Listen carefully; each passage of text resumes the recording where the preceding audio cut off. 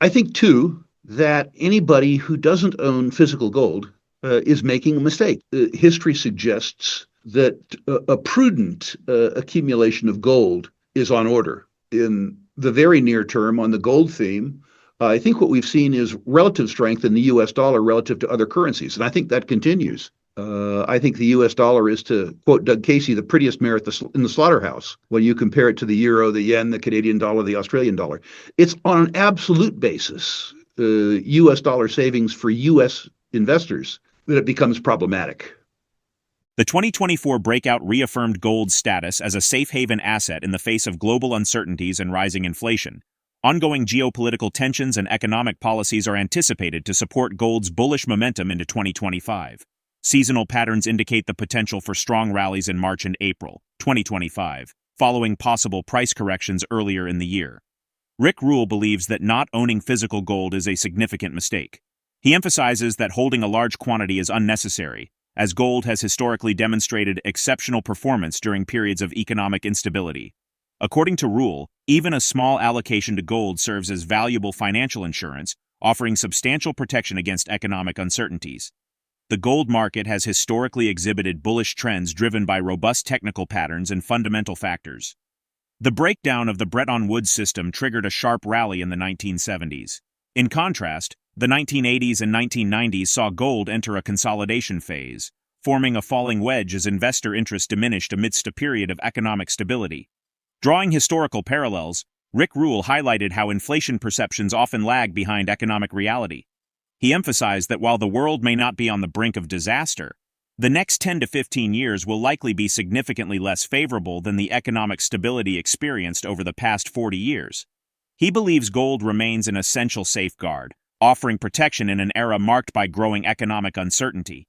We're about to explore the video, but first, subscribe and hit the bell icon to keep up with our newest uploads. Your feedback in the comments is always appreciated.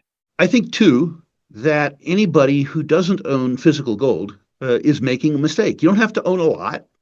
Traditionally, when gold performs, it performs so well that as insurance, a small premium buys a lot of coverage. But I personally don't see a circumstance where the deterioration in the purchasing power of the US dollar on an absolute basis, not relative to other currencies, doesn't increase. In that circumstance, history suggests that a prudent accumulation of gold is on order. In the very near term, on the gold theme, I think what we've seen is relative strength in the US dollar relative to other currencies. And I think that continues. I think the US dollar is, to quote Doug Casey, the prettiest mare in the slaughterhouse when you compare it to the euro, the yen, the Canadian dollar, the Australian dollar.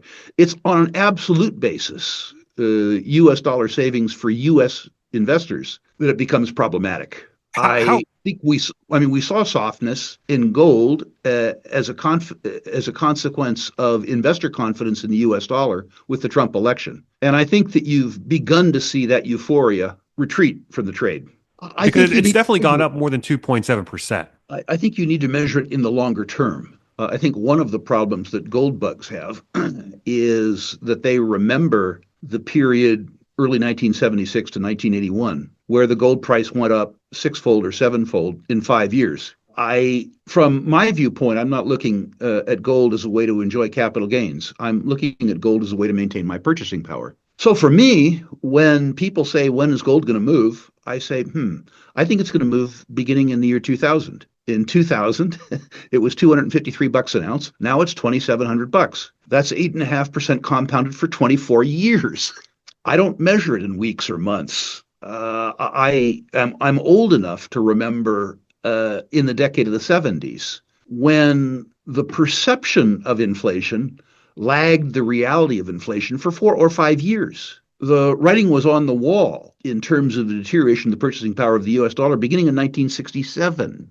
But the writing on the wall didn't translate into consumer action until 1972, 5 years or 6 years after the problem had been identified. I think what happened then is, and I'm making this up, by the way, I'm a credit guy, not an economist, certainly not a behavioral psychologist, but the period 1946 to 2067 was a pretty benign time. The end of World War II, the lowering of interest rates, U.S. dollar hegemony on a global basis, the Nifty 50. People were trained to buy the dips. I think we've been through the same period in 1982 to 2022, a 40-year period of really benign economic climate. And I think people's expectations of the future were set by their experience in the past. I don't think the world's going to hell in a handbasket, but I think that the period we have in front of us for the next 10 or 15 years is substantially less benign than what we've existed in for the last 40 years. I hope that long-winded explanation makes sense. Gold may be the more established asset, but in 2024, silver has outperformed it yearly and over the past 5 years. Approximately 25% of all silver demand is directed toward investments, underscoring its appeal as a valuable asset class. While this percentage has experienced minor fluctuations in recent years, it reflects a consistent trend of investors accumulating silver as part of their portfolios. RickRule's outlook for silver is grounded in decades of experience and keen observation, rather than a complete understanding of the market's complexities. He acknowledges that even after 45 years of study, the why behind silver market movements remains elusive. However, Rule firmly believes that the upside potential for patient investors in high-quality silver equities is nothing short of stunning. Now let's redirect our attention to a video. My prognosis for silver has more to do with my experience, my observation. And I don't know anybody who does really truly understand the silver market in terms of the why. I've been trying for 45 years. But what I do know how to do is observe. And my observation tells me that precious metals bull markets are led by gold. And when the generalist investor begins to be attracted to the precious metals narrative, normally because of the momentum established by gold, when that generalist investor comes into the metals market, leadership in the market transfers from gold to silver. So that transfer seems to take place sort of halfway through a bull market. And we haven't seen the transfer come to silver yet. And I don't know why the transfer does. I assume because of the reputation that silver has for more volatility, which attracts the greed buyer, and also for the lower unit cost, which attracts retail buying in emerging and frontier markets from holders who are unable to store wealth in gold. As I say, I don't know why it happens. I just know that it happens. The last to move traditionally have been the higher quality silver equities. And my observation has been that there is not enough market cap in that category to stand the inflow of generalist money when it happens. So the upside that occurs in the higher quality silver stocks is absolutely insane. To illustrate that, my first bull market was the 1970s, and I watched but sadly didn't participate in, as an example, Coeur d'Alene going from 10 cents to $65. Not a typo. In the market in the early part of the 90s, I did participate. We financed Silver Standard at 72 cents. In 6 years, it was over $40. We financed Pan American at 50 cents. In 6 or 7 years, it was over $40. The upside that people who have the patience and the stomach to endure the volatility, the upside in the high quality, small silver equities is stunning.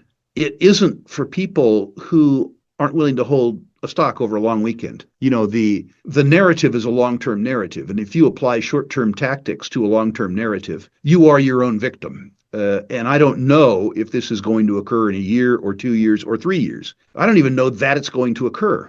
I just know it's occurred 4 times before in my career. And the outperformance of silver and the silver equities relative to gold, when the narrative comes into precious metals, is truly spectacular. Gold is on track for its strongest annual performance in over a decade, surging 28% through November. This impressive rally has been driven by robust central bank and investor buying, which has outweighed a notable slowdown in consumer demand. Gold's standout performance can largely be attributed to its role as a hedge against rising market volatility and geopolitical risks. Looking ahead, much attention is focused on the implications of Trump's second term for the global economy. Given gold's 28% surge this year, do you foresee similar gains in 2025, or are we likely to see a more subdued performance? Share your feedback in the comments below. If you found this video useful, hit the thumbs up and subscribe to keep up with our latest updates. We appreciate you being a part of this journey.